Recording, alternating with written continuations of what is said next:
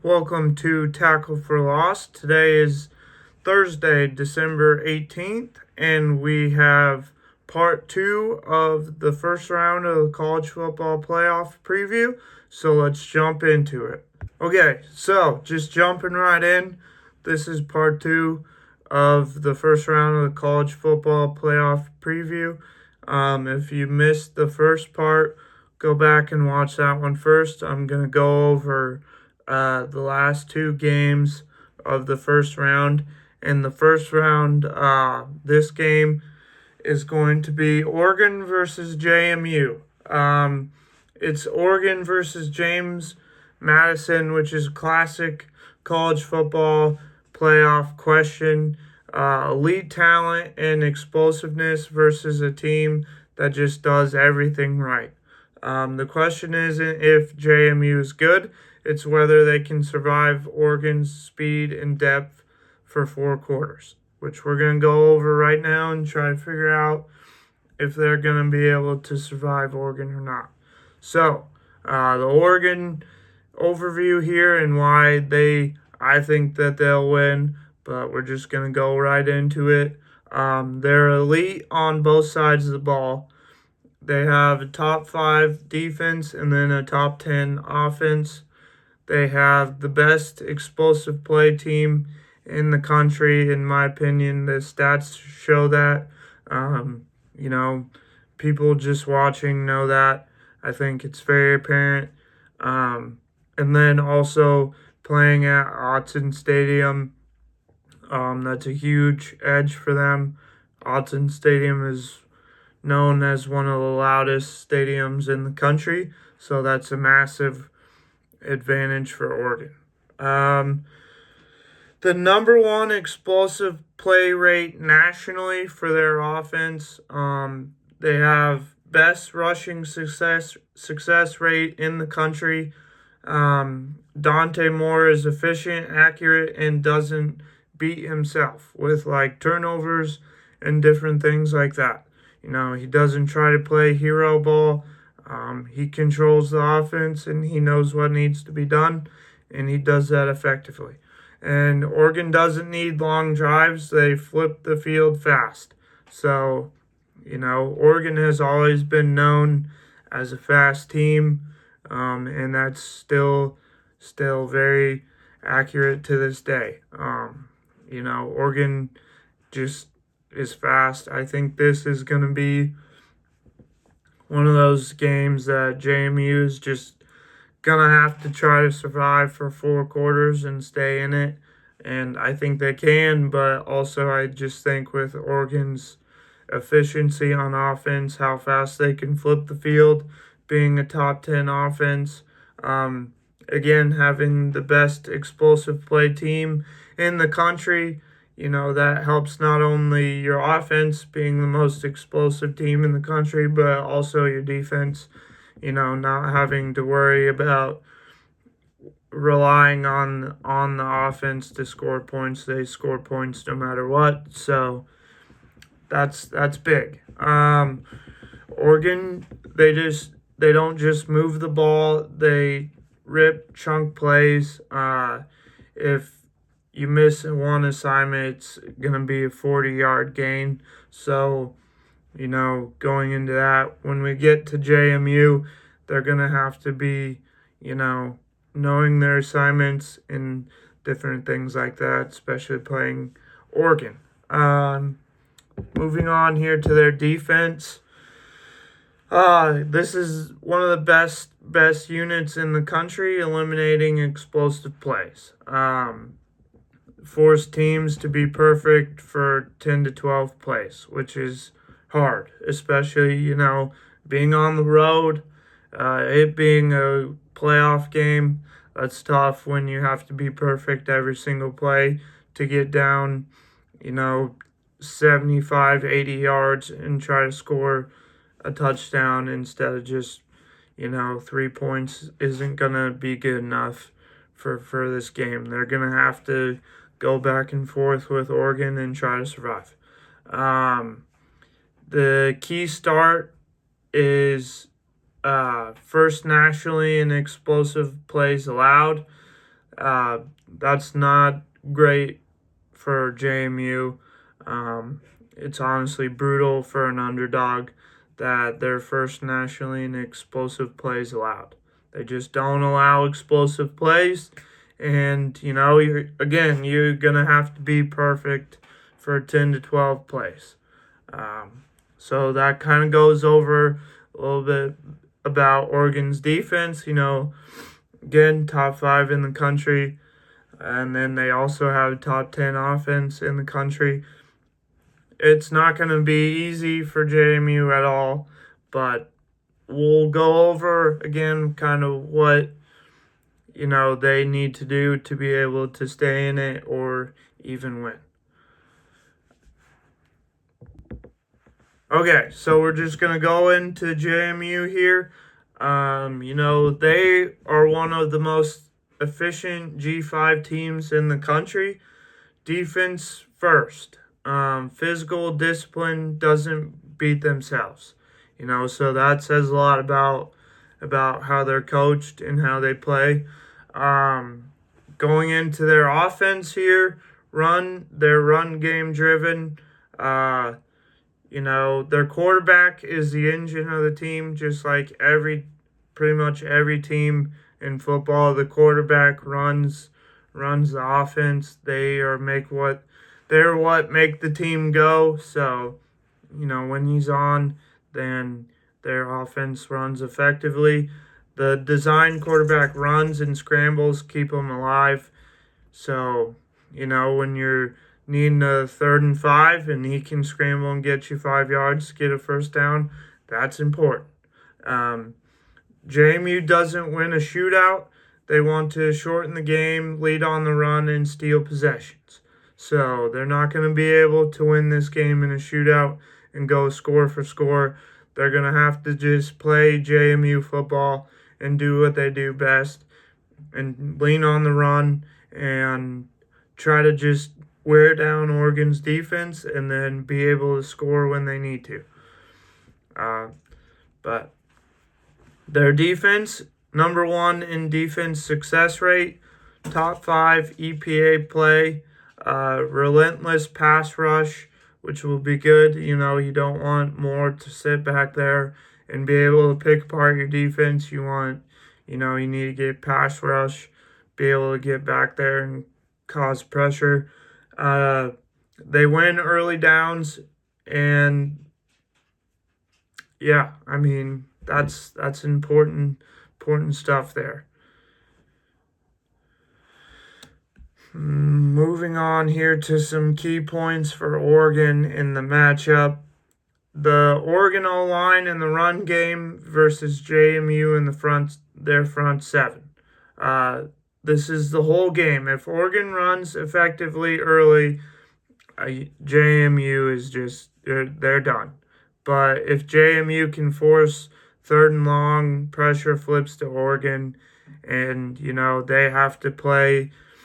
They have to try to score. If JMU can't slow Oregon's run game, this game is going to get ugly fast. So, again, it's really trying to know your assignments for JMU's defense and be able to stop Oregon's top 10 offense from huge plays of 40 yards and different things like that.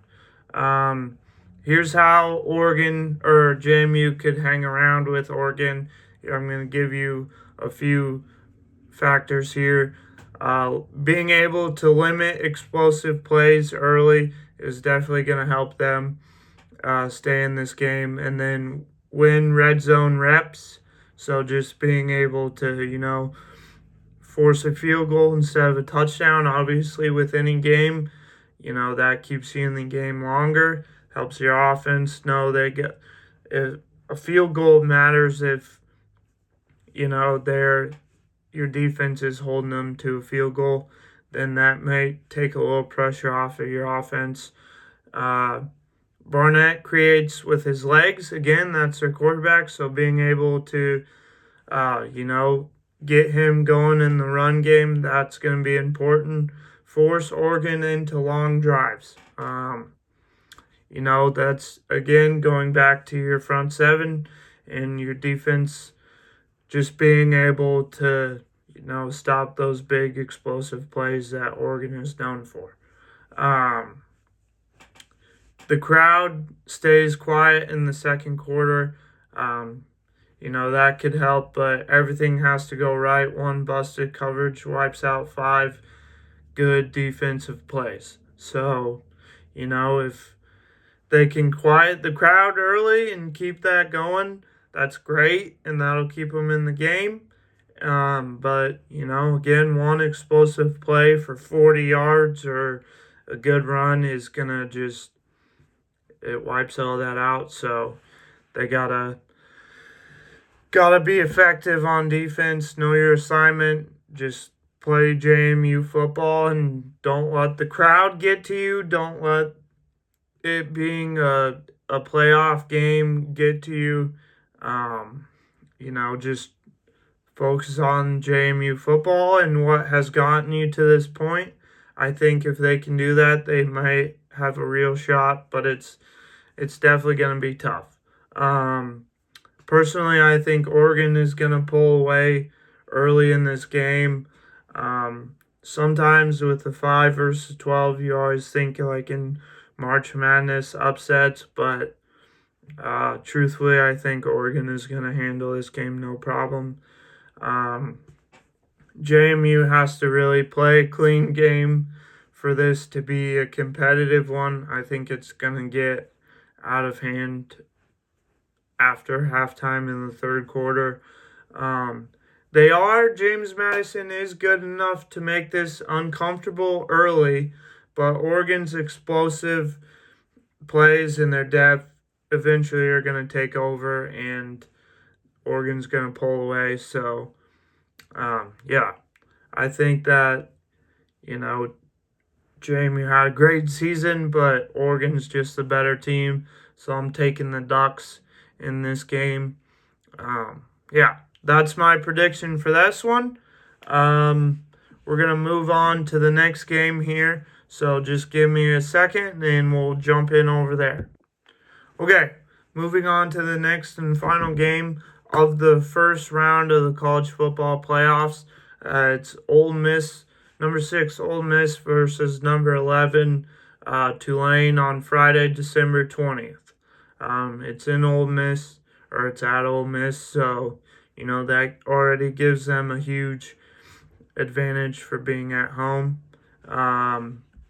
Just going into some stats here. It's the first ever college football playoff appearance for both programs, which, means a lot to be able to get into the playoffs.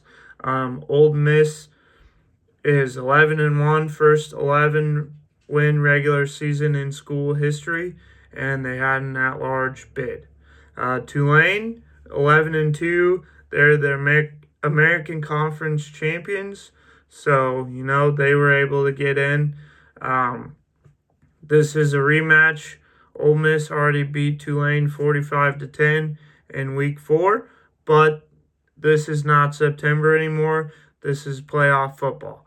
So, same team, same stadium, completely different stakes here in this game. Moving on here to what's changed since week 4. Both teams have clear identities now in this game. Ole Miss offense fully belongs to fucking. So, Lane Kiffin is out. He is at LSU now. So, Ole Miss offense fully belongs to Trinidad Chambliss, I believe is how you say his name. Tulane has learned the hard ways into Tulane has leaned hard into opportunistic defense and a quarterback run game. The coaching wrinkle, John Sumrall already hired by Florida, but he's still coaching through the playoffs, which I think is a huge plus for Tulane for him to stay and coach throughout throughout these playoffs, I think is going to be a huge factor for Tulane. And then also a factor also with Ole Miss is they don't have Lane Kiffin anymore, which is completely different now for them. So yeah, that's kind of some facts or things there to think about throughout this game. Ole Miss offense is going to be Ole Miss offense versus Tulane defense. This matchup favors Ole Miss. It they took over in week 3.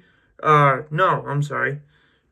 Chambers took over in week 3 for Ole Miss, averaging 340.6 yards per game, which would lead the nation. The first matchup, there was 307 passing yards, 112 rushing yards, and total control of the game. The big threat play, Ole Miss completes 56.1% of throws, 20-plus yards, 5 touchdowns and 2 interceptions on deep balls. Ole Miss run game, come on, Lacey. He has 1,279 yards, which is 9th nationally, 20 touchdowns, which is 2nd nationally, 67% of yards after contact. He has 87 missed tackles forced. The Rebels ran for 241 yards in the first meeting, so not great for Tulane's defense, but they know about this, so they're just gonna have to watch the film and figure some different things out. Going into Tulane's defense, they're 121st in passing yards allowed. Already that stat, that's not great going up against Ole Miss's offense. They have 15 interceptions, 24 turnovers, which is forced. 24 turnovers. It's top 10 nationally. They can give up yards but thrive on mistakes. So, if they're able to get turnovers, Tulane can survive. They can survive on takeaways, but Ole Miss creates explosive plays. So again, this is kind of like the Oregon JMU matchup.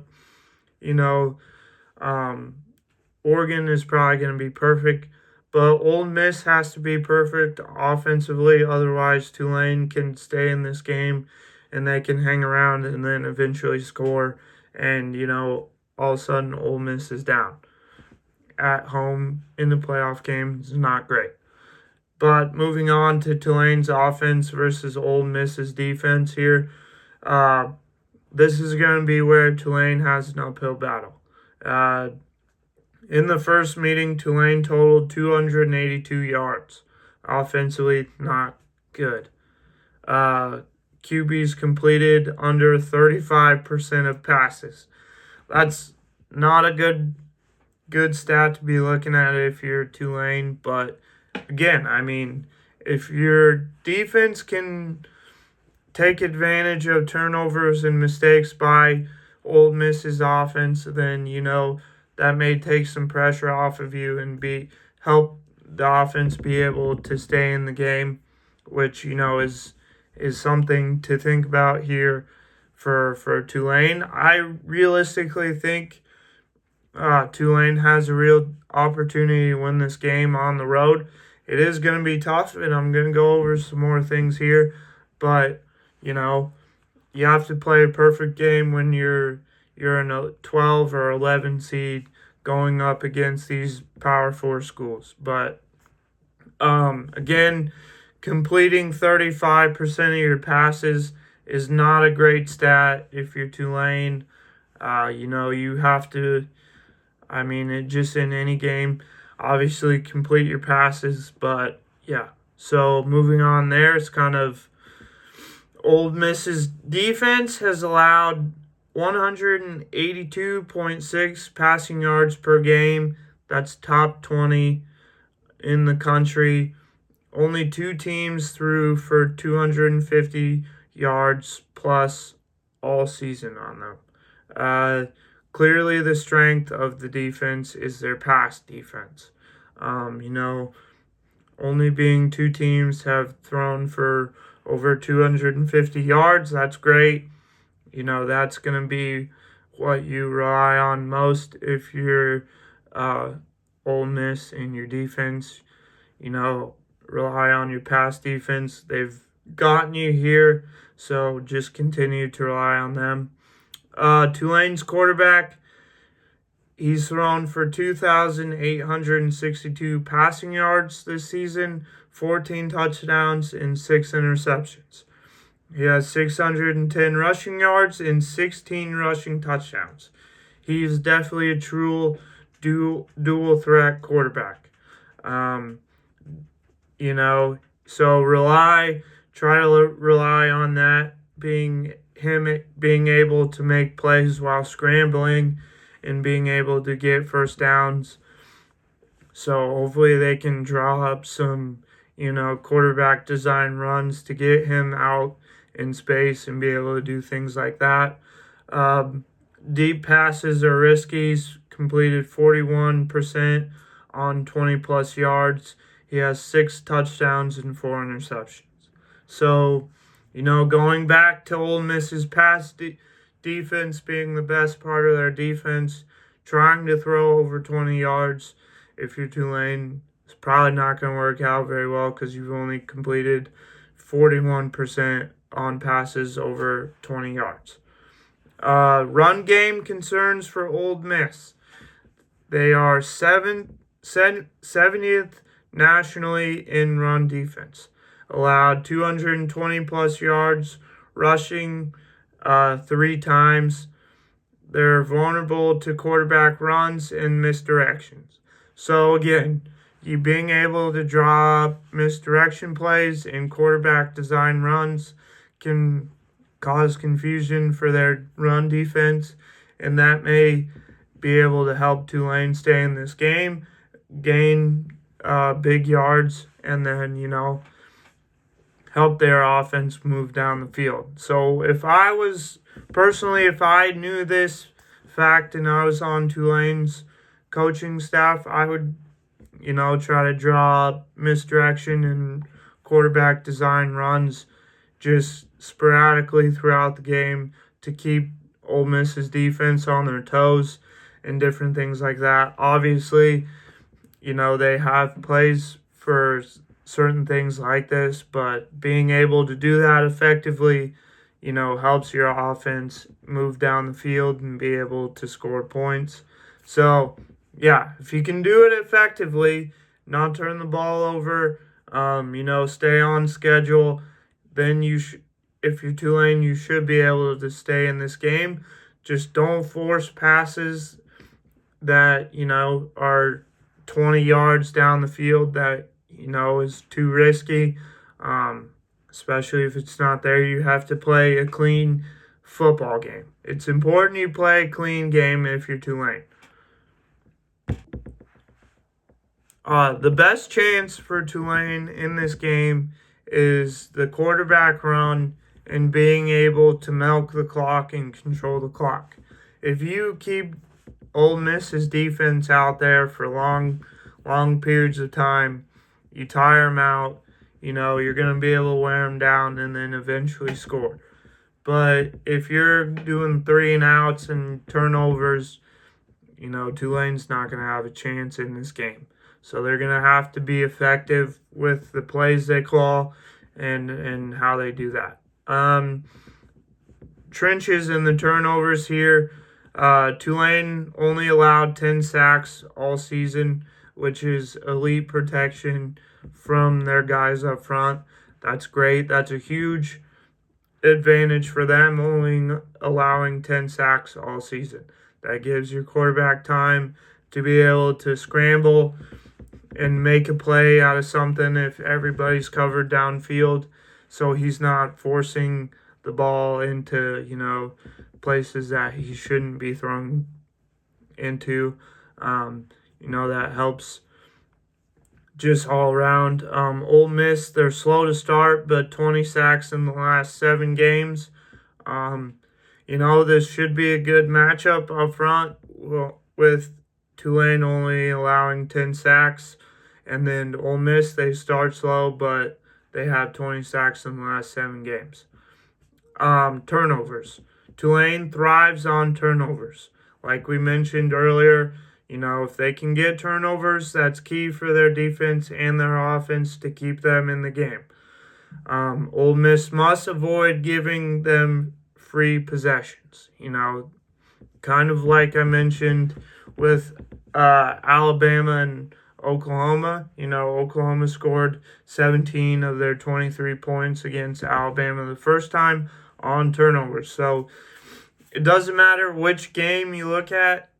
Turnovers is key to winning games. If you get turnovers and then, not turning the ball over, just in any football game, that's like one of the first things that you learn about football.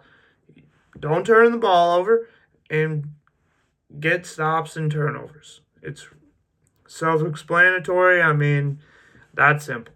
I think Tulane has a real chance at this if they can just do what Tulane does effectively. Forget that you lost the first matchup 45-10. Lane Kiffin is not in coaching this game. You still have your head coach. He's still here with you guys throughout the playoffs, which I think is a huge factor. Some quick stats here. Let's see. Or X factors here. As long as Tulane can win turnovers early, they have a chance. Ole Miss, can they contain the quarterback? That's going to be a factor in this. And then does this matchup tighten up or look exactly the same? Those are some good questions. If Tulane, again, can force turnovers early, that's going to keep them in this game. Ole Miss being able to, their front seven being able to contain the quarterback from, scrambling and making things happen, that's going to be a factor. And then whether or not this game tightens up or it just looks exactly the same from the first time they played, we'll just have to wait and watch and see. The prediction, I think that I know Ole Miss is the better team. They have the better quarterback. They have the more explosive offense, and they have home field advantage. And they also have already beaten Tulane earlier in the season, 45-10. Those are factors that we already know. But I think if Tulane can force turnovers, rely on the misdirection in the quarterback run plays, I think that they have a chance. They just have to do things methodically, obviously, and just play Tulane football. Remember that your coach, stayed with you. He could have left for Florida and said, good luck in the playoffs. I'm off to Gainesville, but he didn't. So, he's with you. He's in it just like the team. I think Tulane has a realistic shot, but again, they have to do everything perfectly. The only thing is that Ole Miss's offense is more explosive.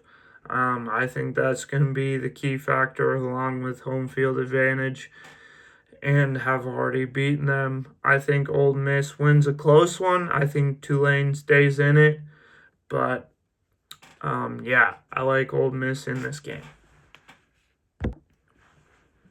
Okay, moving on a little bit. This is the last part of this video. I wanted to touch on Tua being benched. Since week 10, here's some facts here. He's 30th in QBR, 24th in passing yards, and then he has a career high of 15 interceptions, which leads the NFL. The Dolphins are already eliminated from the playoffs, so this change is kind of not surprising. It makes sense. I mean, you might as well give your backup a shot and see what he's got. Mike McDaniel said the reason why is the Steelers game was the breaking point. He made a bad read, a bad throw, and then an interception, and that was what McDaniel couldn't handle there or defend. Um, this it's not random, this has been building for 6+ weeks here throughout the season. McDaniel values ball security, and Tua is just not doing that at all. 15 interceptions, and the amount of money he's getting paid, and he's thrown 15 interceptions. That's just unacceptable at this level of football. So it makes sense why they would have gone and benched him. Here's some stuff here. What this says about Tua's future. This is not easy for Tua. He said it's uncomfortable for him, but at best, he's probably a bridge quarterback next year. At worst, the Dolphins are done with him entirely. They try to cut him or trade him. The league's perception of this is rough. Teams see him as regressing, less mobile than 2 years ago, and the history of concussions, that matters to teams. That's big in football. It's not great. You can watch his concussions. It's not easy to watch. It's bad. But his $54 million guaranteed is considered basically untradeable unless Miami eats, that money. ESPN brings up Russell Wilson. Once a team is done with a high-priced quarterback, keeping him rarely works. So, it's just,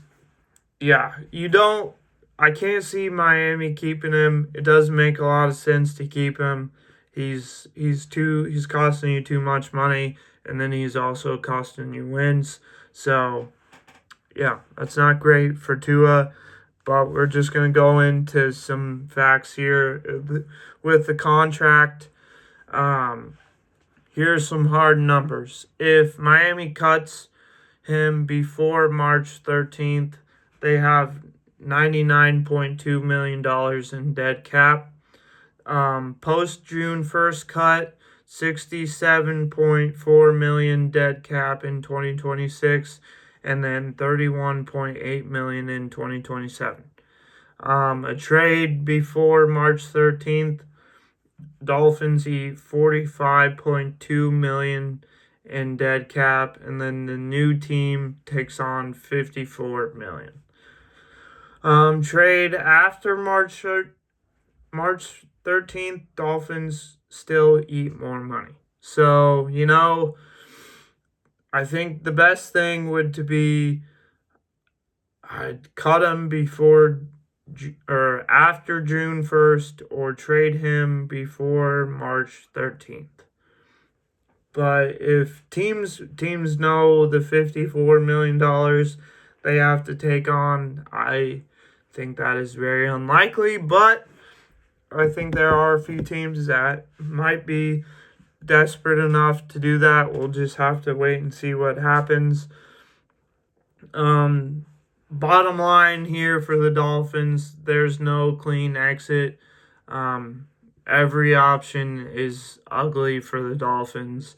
The extension that they did was just honestly a horrible extension. I don't know what was going on in Miami, but not a good extension.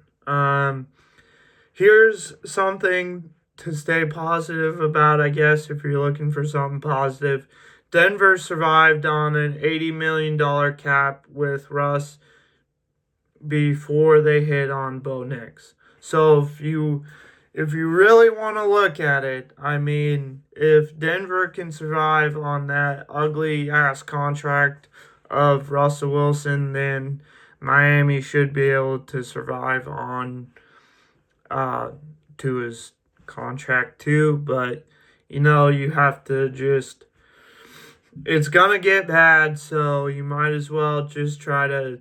Uh, I mean, you guys are gonna be bad. So, there's no if, ands, or buts about it. There's nothing great about this contract at all. Yeah, so not great if you're Dolphins. Okay, so here's why starting Quinn Ewers matters, and this isn't just a random rookie starting. Why Miami is doing this. They already know what Zach Wilson is. He's Zach Wilson, not great. You've already seen it. Ewers is cheap and unknown. That's kind of what matters. They might have something special in him that they don't know about, and that's why they're giving him these 3 games for live evaluation. If he does decent, he could be a potential starter, and then they have massive leverage because of Tua's contract. If he's bad, then they have Tua to rely on with better depth position. But he's scouting fit, accurate from a clean pocket, good timing and touch, fits Dolphins' quick hitting underneath offense, struggles with forced off script. So, take that as you may. What this says about Mike McDaniel. Mike McDaniel did evaluate Tua early in his tenure. He advocated for Tua's extension. GM is already gone. Now McDaniel gets 3 games to show, can he develop another quarterback, or was his success tied to one system quarterback? So we'll see there. And wrapping this up here, Dolphins are stuck financially. Again, there's not a ton that they can do. They either eat the cap or try to trade him. But, I mean, I don't know what teams would want to trade for him with that much. Benching Tua signals doubt, but confidence.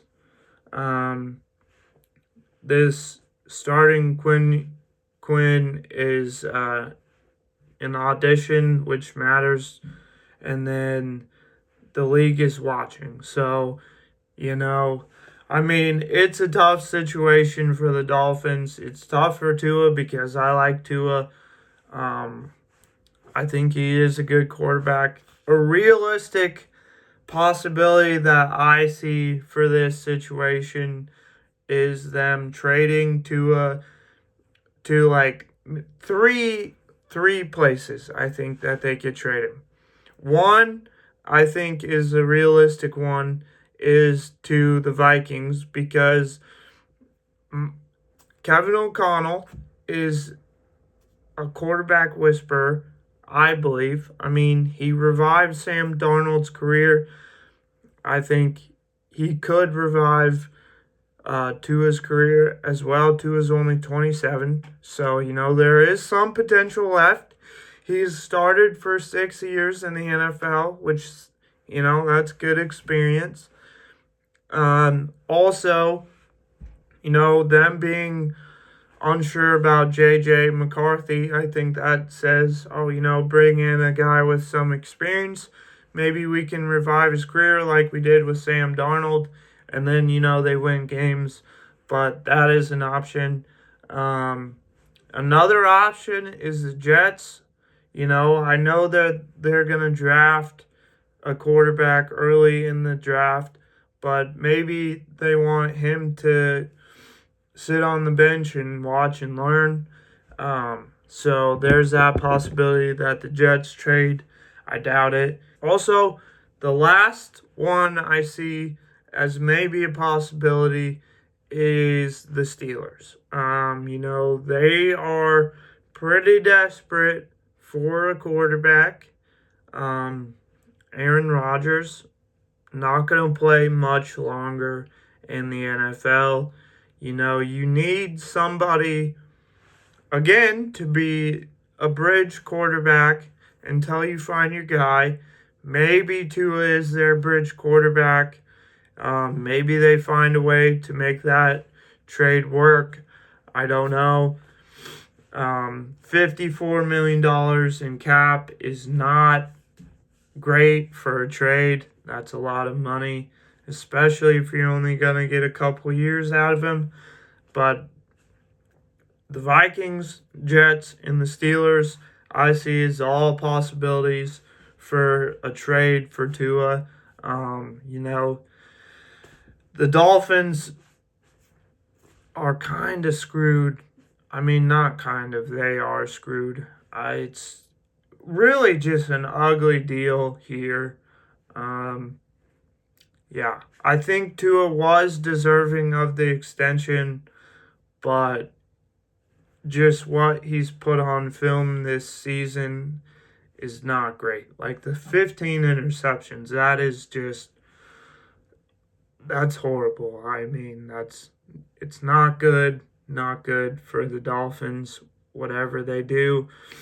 Best bet is they cut him post June 1st, and then they have $67.4 million in dead cap, and then 30 in 2026 and 31.8 million in 2027.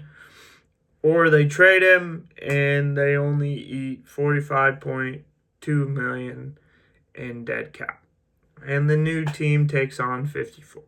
So there's no good options here again. It's bad for the Dolphins. It's not great for whatever other team takes them on if they do trade for him.